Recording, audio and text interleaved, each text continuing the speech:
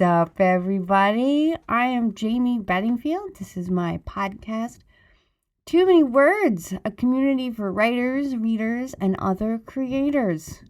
Welcome. Thanks for tuning in. Your reviews and your shares and your downloads and mentions, they help this show grow, and I really appreciate any and all support you guys hook me up with. This show has really become something that means a lot to me, and writing can be isolating, and being a part of a community of word lovers is really a neat thing. And if you haven't already, you can visit iTunes and Stitcher and leave a review. Reviews increase visibility, and that's the name of the game. I'll read all 5-star reviews on the show, and thank you in advance.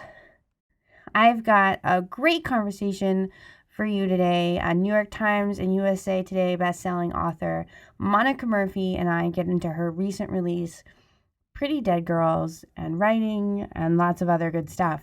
And I really enjoyed Pretty Dead Girls. Monica portrayed the intensity of being a teenager just so accurately, and it's so good, and wit and horror and, well, Pretty Dead Girls. Fans of Riverdale and Pretty Little Liars will really like this, and it was a super interesting read, and I'll get to our talk in a short bit. I have some shout outs and thank yous I want to get to first. I mentioned it last week, but My Body, My Words is available now. It's a collection of essays edited by Lauren Kleiman and Amy Archer, and Bustle named it a feminist book that will change your year. And I'm honored to have my essay, The Scars That Make Me, included. You can find it most places, and if it's not there, you can have your bookstore order it. Next, I want to throw a very special listener shout out to Chat. Thank you so much for your incredibly generous Patreon pledge. I so appreciate your support and love for the show. And, through this whole time, you're one of the earlier listeners, and you rock, and I really appreciate it. So now I am a huge fan of short fiction. I write it, and I read a ton of it. There are a lot of good literary magazine options out there, but my favorite, by far, actually, is Apex Magazine. They publish fantasy, science fiction, and horror stories. They only pick the really good ones. Every story that I've read, I swear, it's solid and super interesting and different. Their columns also, like Words for Thought by A.C. Wise and Between the Lines by Lauren Zatz and Eric Kane, are really interesting and enlightening reads. Now Apex is offering paper editions and of their monthly magazine. I'm super stoked. I love getting to enjoy Apex away from my phone, so help their paper subscriptions grow by going to Patreon and selecting the Minion Leader or higher tier. You can also subscribe directly on apexbookcompany.com. So do that. And now let's get to my talk with Monica Murphy after these notes.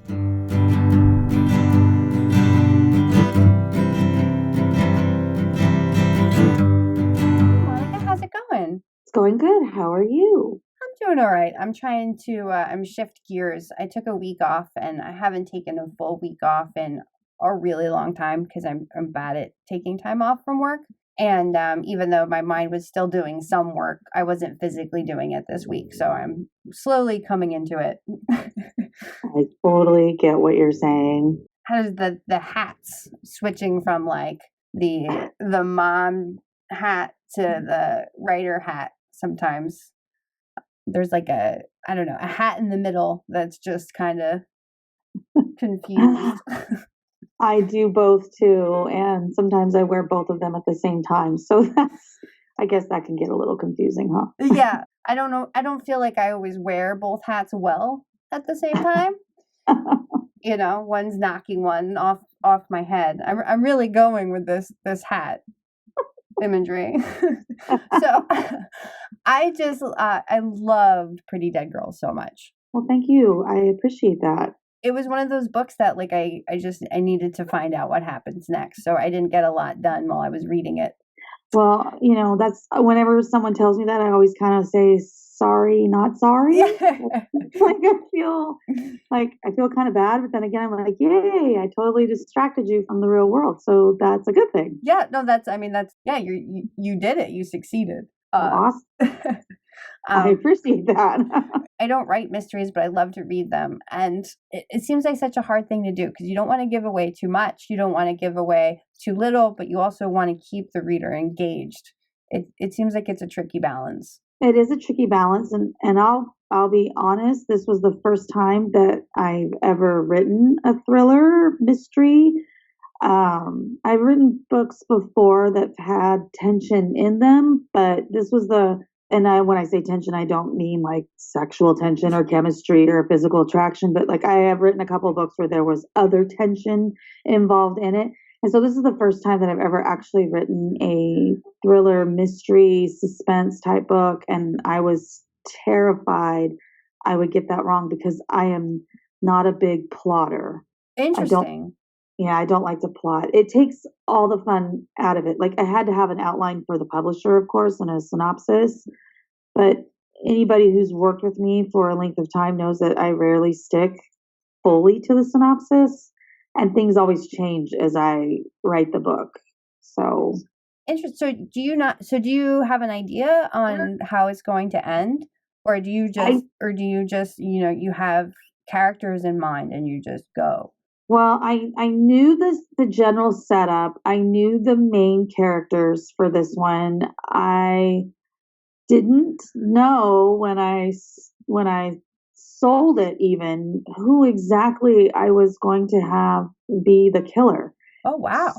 I know. So I went I will do this every once in a while. I went to my husband, who's not a reader, and I'm like, I need to know who the killer is. So I told him the setup, and he's like, oh, it should be this person.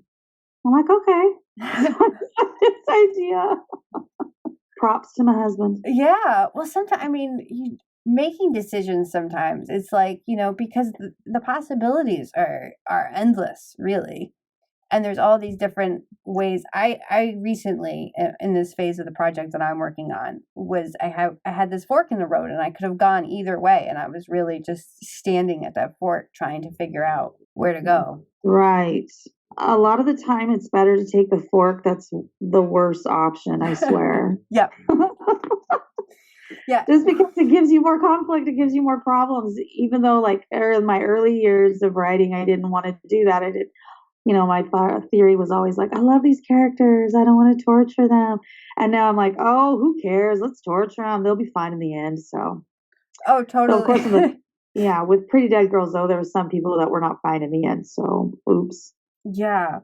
Well, so one thing that I really liked, so Penelope, Yes. I really enjoy her character, and the majority of the story is told in her perspective. And so I grow attached to her very quickly, but over the course of the story, I learned that others perceive Penelope like as I thought of Courtney and Lex. And I found that really interesting. I have an issue with creating sometimes unlikable characters.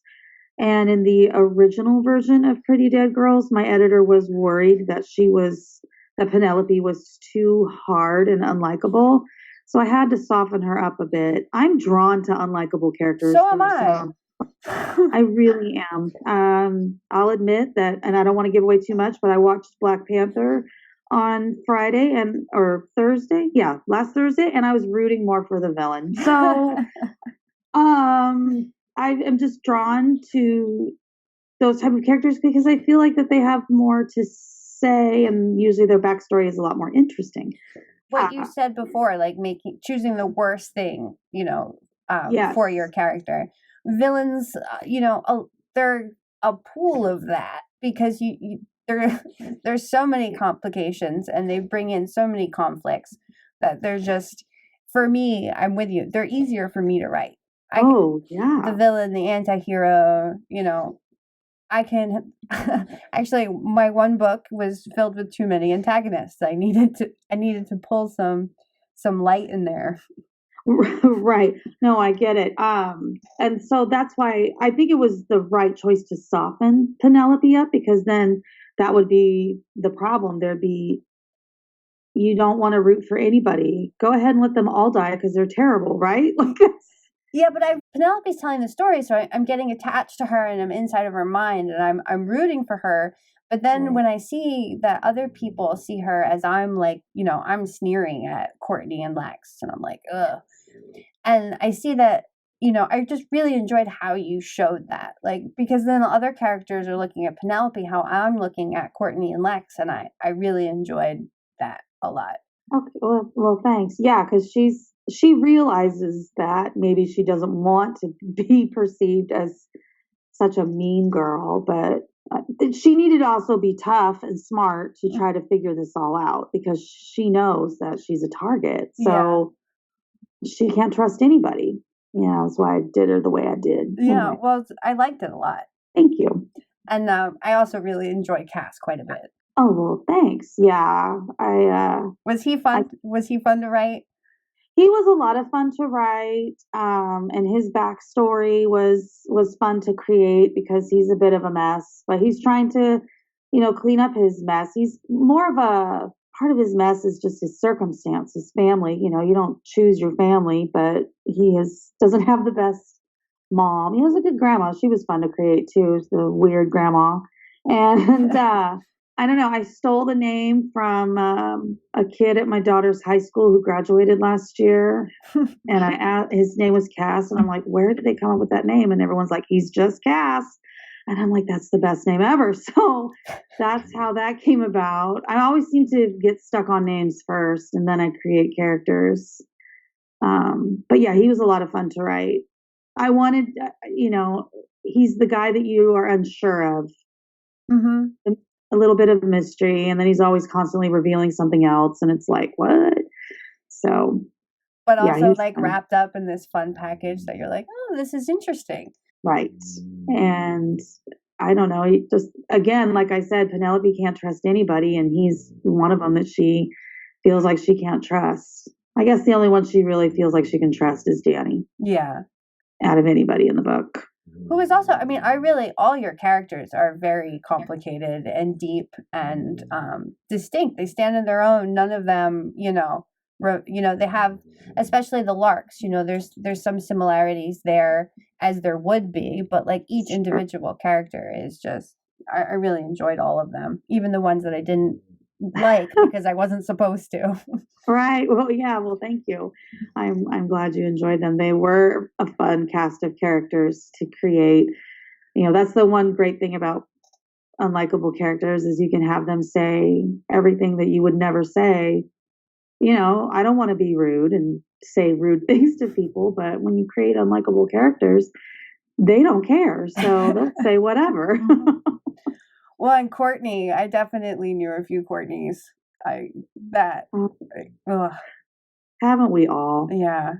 I mean, being a teenage girl is, a teenager in general, it's not easy, and you capture that uneasiness really well. Oh, I am living that life right now. My daughter is 15, Ooh, and I am surrounded by teenage girls constantly, and my daughter's on the cheer team, so I guess, if she doesn't watch it, she could even be perceived as a mean girl. And like, I went there a few weeks ago to feed them. Side note, I am the president of the cheer booster club, so I oh. have yet another hat. And so I go there to feed them before a game, and they all start lining up and asking me boy advice. And I'm like, I need to start charging you guys. They were literally like in a line, and they all wanted to talk to me. So I feel really lucky that they're so open with me, because they're incredibly open with me. But I listen to them, and I talk with them and treat them like, their opinions matter, and what they have to say matters, because they're all like really interesting girls. Yeah. And so are the boys, that they hang out with, their friends, boyfriends, whatever. So high school, it's funny. It's different than when I was in high school, but then again, it's not. Yeah. No, well, and I feel that, I mean, I have, my oldest is 10, Uh-huh. but yeah, no, things feel like they happen sooner than they did when. I believe that we are so connected to everything, whereas before everything was distant, meaning that, I mean, I'm no youngster. So when I was a kid, there were like three channels on the TV, and you had your rotary phone. Well, we had also, I'm making myself out like I'm ancient, but it truly like that. But we only really had, like, I remember I was a teen when Fox became a channel, and we were like, ooh, another option, And you just weren't as connected. Now you can get on the internet and connect to someone from across the world in a second. Here we are chatting right now on Skype, and you can find out anything, the news, whatever. You can take a photo of everything. Do you ever watch movies that are like from the 90s and the plot is like impossible now because of our phones and the way we're connected? So many, yes. So many. Like, it's a totally different world out there. And that, I think, is the biggest thing, is that these kids are so connected, and social media, and they're all on Snapchat and Instagram and whatever else. And like, when my daughter broke up with her boyfriend, um, they did it over Snapchat. Oh my God. You're not even going to do it, tell him to his face? Like, you guys should have like a face-to-face conversation. It's kind of rude. And she's like, nope, that's how it's done. Okay. Wow. I mean, yeah, and I think, that goes back to, like, it's great that they're open to you. I mean, I think the fact that there is, so much available to, teens and kids now, and the world is just, they can access it. It's not just what the parents are telling them, or what the parents, what is in their environment. It's the whole world. So I think, it seems that, like, parents need to be, like, at least I'm finding, like, I need to be talking about things that I didn't think that I needed to be talking about yet. And, we need to be talking about it a lot. We need to be, like, super communicative about online safety. So it's like, Yes. you have to be on your feet more, or at least it seems that way. I wasn't a parent, back in the day. I'm sure there was other things to worry about, but. I'm sure there was, but I also kind of, I mean, I know, like, my mom tells me that when she was a kid, things were even, of course, more different. And the things that they didn't think that could happen, that actually were happening. I'm thinking that things have always happened, like bad things. I'm just talking in general, bad things. It's just that we're more aware of it now because of the fact that we are all so connected. Though it also feels like there's just more bad things happening lately. So I Yeah, don't know. it does feel like that. Yeah, it does. But again, maybe that's just because we're aware of all of it, or more of it than Yes. we would have. Yes. Well, we weren't all so connected. Like, I don't know. Well, and also too, like, I don't really use Snapchat, but I have a teenage nephew that does, so I have the app. And I remember I was shocked that the text goes away after you use it. It's like, Well, here's the deal. Okay, so I guess when it first started out, Snapchat, like, those images and text and whatever, the images specifically would disappear like really fast. The only way someone would be able to keep it is if you're fast enough to screenshot it. okay. So that's why a lot of people, you can set a timer for how long that image appears. You can set it for 1 second.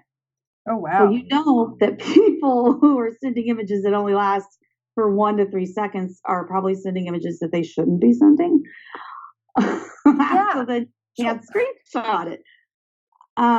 It's changed a little bit, and all text can actually be saved. My daughter saves almost all of the text that she has, which drives some of the people that she texts crazy. So if I wanted to, I can get in her phone and I could scroll through all those texts and read them. She would die if I did.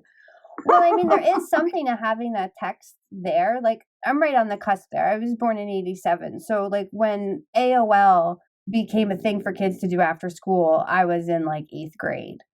And I remember, like, you would write things about, about other people, or other people would write it about you, and then people would print it out and bring it to school. So Right.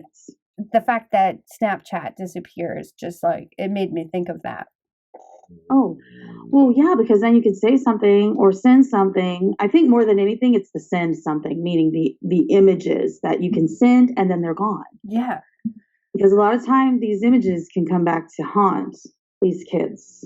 So, there's another conversation I had to have with my kids. Don't send, nude photos. I don't care how much you love this person or think that you can trust them. Something can backfire. Like, these are the kind of conversations you have to have with your kids. Exactly. Like, yeah, to go back, like, there were hard things then. Yeah, these are conversations that you have to be like, oh, by the way, don't, yeah. Right. And I really think that a lot of that, that's what makes being a teenager more difficult, I think, these days, is the fact that they do have all this social media, and then it allows people to say things that you would never say to someone's face, but it's a lot easier to do over the internet, right? So things are said that can't ever be taken back that can really affect you. Mm-hmm. And so I think that's probably what the hardest thing to deal with as a teen today is the freedom and the bravery that social media gives kids to do and say things that they would never normally do face to face with their peers. I think about that, and especially when it equates to bullying. I mean, because I did not have an easy time of it in high school, and I was, caught up in, rumor cycles and stuff like that. And now, like, the rumors that spread in high school now have all this, social media, and it amplifies it so much. It really does, and it gives these kids a real sense of bravery that they can say these things online, via whatever social media they're using, that they would never ever say to someone's face. Never. Mm-hmm. They, a lot of them wouldn't have the nerve to do it. So that, I think that's what makes the difference. Yeah, it's scary. It is scary, but this is how my husband and I feel. We trust our children, and until they break our trust, we continue to trust them. Mm-hmm. So, they do what they do, and they always come to us and tell us things, and we're all good. Yeah. That's all you do. Yeah. No, and the lines of communication, working on those, keeping those open. It's huge. Mm-hmm. It's very, very huge. But yes, it's hard out there right now for a teen.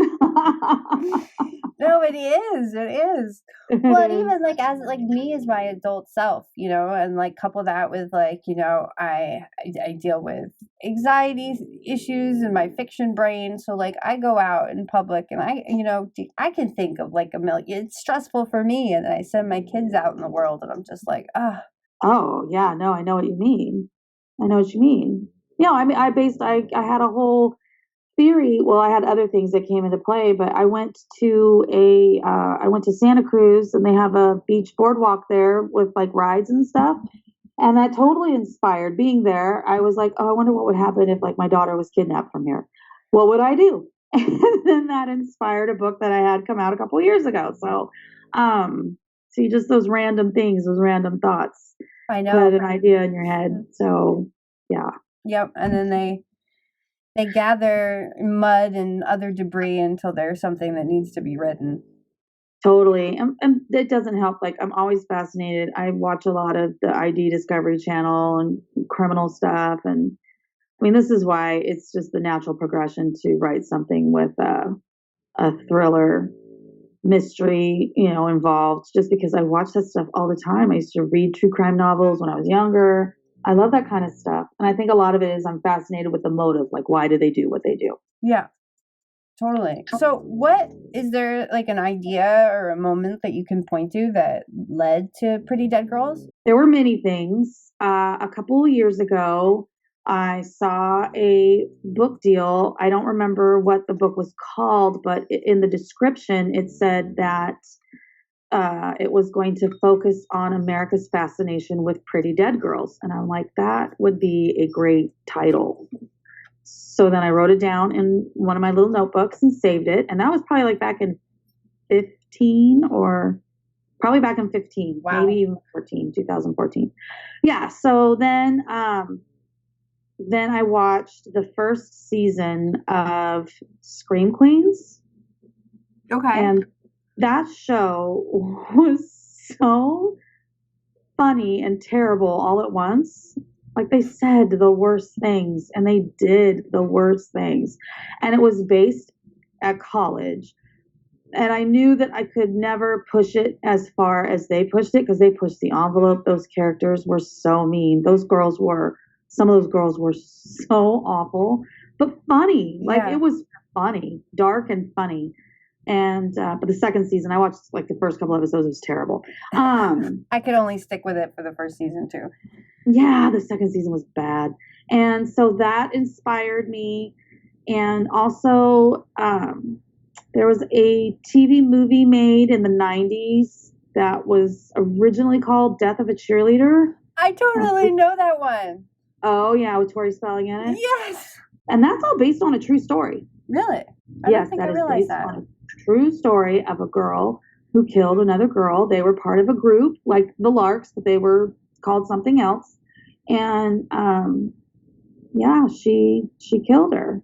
And then nobody knew she did it for months. So, and that happened back in the 80s. And so I kind of based it on that too. I found an article that a guy wrote for Rolling Stone magazine about that whole murder. And then there was a show on Discovery ID that discussed it too. And so, I was able to pull some bits from that. So all of that came together and helped inspire Pretty Dead Girls. Nice. It's Yeah. so interesting how like ideas kind of they appear and they collect and and then eventually you have something.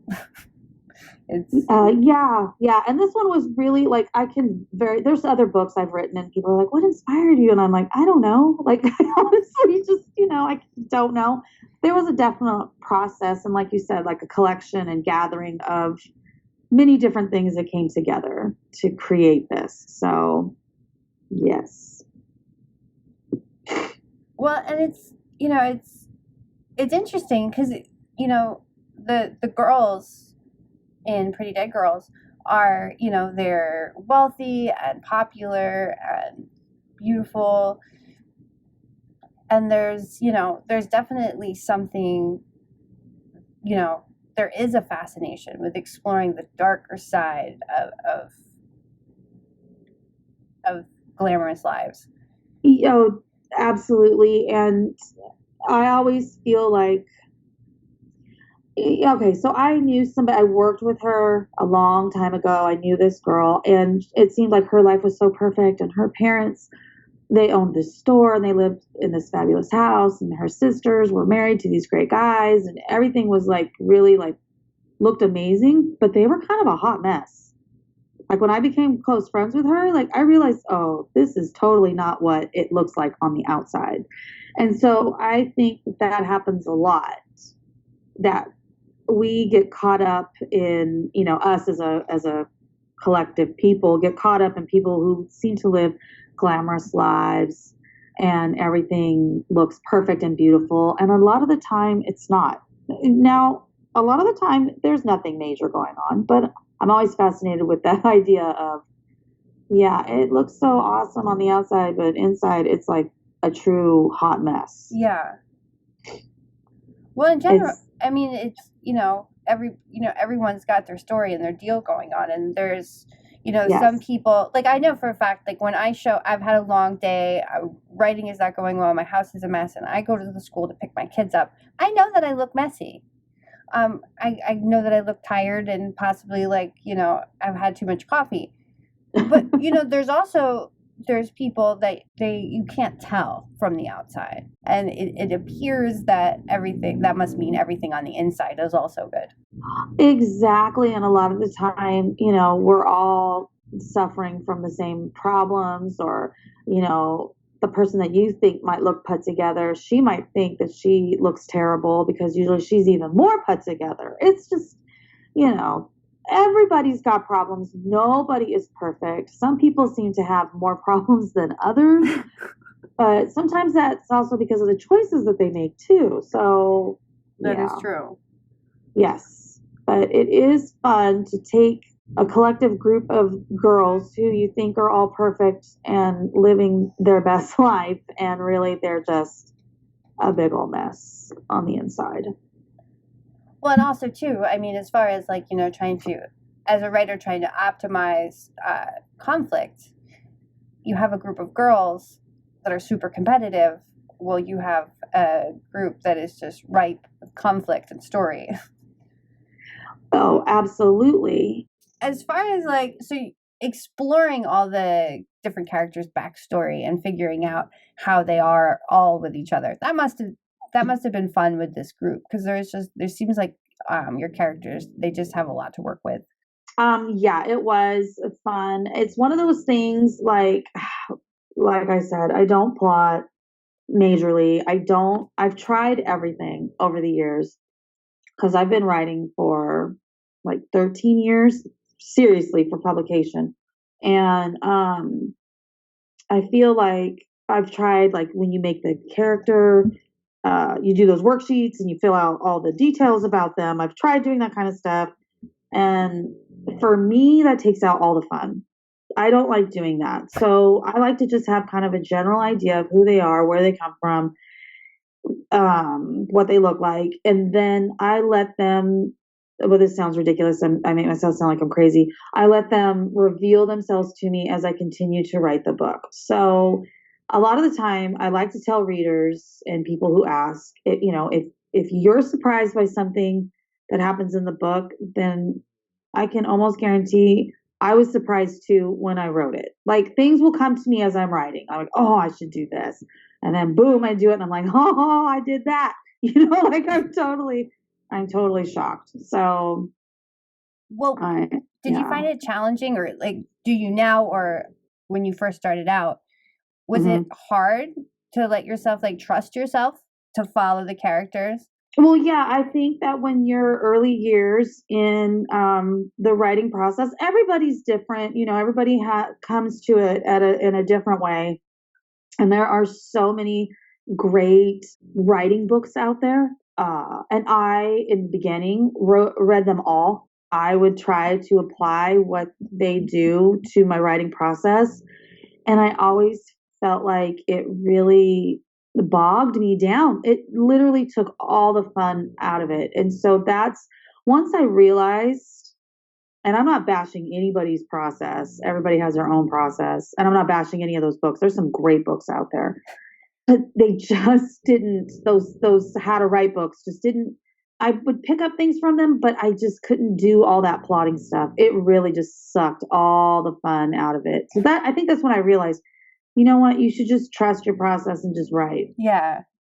There is definitely that point that you have to come to where you're like, okay, this is what it is. This is how I Yes. do it. Yeah. And, I'm always open to learning something new. I'm always open to, you know, I just feel like that it's my writing's always evolving and always changing. And when you think you've got it totally mastered and that you can't learn anymore, that's probably a bad sign. Like, I just feel like we can always just learn. Yeah, Like, I no. feel confident in my process, but I'm always open to something that I could learn from it. Yeah, A that's workshop, important. whatever. Yeah. Well, and even like what you're saying with those writing books, like there are so many good ones. Yes. Bird by Bird by Anne Lemmet is one of my favorites. And now there is just sometimes just the little snippets that you get that stir your mind around is really helpful. But I think that, as far as process to process, everyone is different. And in a lot of cases, every book requires something different. Which is so true. I've never read Bird by Bird. It's so good. I know, I hear that all the time. I should just bite the bullet and read it. One thing I will say that I really like about it is that Yeah. she basically she's talking about her life through most of it, and not so much about process, but you're learning about process with how she's talking about her life. Yeah. And yeah. It's And it's amazing. I like those kind of books. Yeah, have you read Stephen King's On Writing? Because his is similar. Yes, yeah. It's not quite as like he does it, but yeah, it's in that same vein. Like, I'm not going to give you all these bullet point things. I'm just going to talk to you. It's Yes. actually a recent one while we're talking about writing books is A Damn Fine Story by Chuck Wendig is really good. Oh, okay. It's about the actual storytelling itself, and it leaves all the other technical stuff out of it, and it's interesting. I would like to read that because I love his blog posts. I think he's a pretty cool dude. Agreed. I will have to go check that out. So, thanks for the rec. Always. But so what are some things that like you need to know before you start? Well, like I said, I'd like to have names. I don't like to write. I know some writers who maybe they won't have a name. They'll have the idea and plot and whatnot. They won't have all the names yet. Ooh, that'll just hold me up. I gotta have names. I don't know why. This is something that I need. When you sell to a publisher, they want to, of course, have a synopsis, an outline, whatever. So I at least need to have a general plot figured out. It's like you need kind of the map, the general map, but you don't have all the stops, written in yet. Right. So that's kind of me. I at least need an outline. I at least need. I've even written a quick blurb, what the book's about, and then that kind of helps me jump off from there. So that's what I at least need. I don't know. It's not that I can create it out of thin air, but I can go on very little and just go. Well, that's awesome. Yeah. What was there a part about Pretty Dead Girls that you found particularly challenging? Yeah. Sometimes, okay. So like any writer, it's so fun to start a book. It feels really good to end a book, and sometimes it's that middle that gets tough. Like, what do you do in between all that? And some parts of the middle of Pretty Dead Girls got hard for me. And actually, when I turned it in, the first version, my editor was like, okay, yeah, this is great. And she gave me a pretty long editorial letter. And one of the first things she said was, it needs to be longer. Like I ended up adding, I think, like 10 to 15,000 words more. Oh, wow. So, yeah. So I wrote that one a little on the lean side. So that was kind of hard too, because, already I felt like the middle kind of gave me some trouble. Yeah. So I had to add more. But I think overall it went pretty seamlessly. My editor at Entangled Teen is pretty great. Stacy's pretty great. So we work well together. So it was an easier process. It was an easier process to actually, when I wrote Pretty Dead Girls, I had like 2 other deadlines. So that was the last book of the string of deadlines. And I think that it kind of showed I was tired. Yeah. That's that probably happens. why it was shorter. So it was easier to take a book that was already written and like fix it versus take a book, I don't know. Sometimes, have you ever had a book that is like such a disaster that like the whole plot needs to be reworked? At least that wasn't my issue with Pretty Dead Girls. I can fix anything else, but when they tell you that your plot's not working, that means you got to go back to the drawing board. Yeah, no, right now I'm in the process of I'm nearing the end of a major rewrite based on revisions, and my story was just, it didn't come through like I thought it was going to. So it's, it was there, but I needed to rearrange a whole bunch of so many things to make sure that we could see it. So yeah.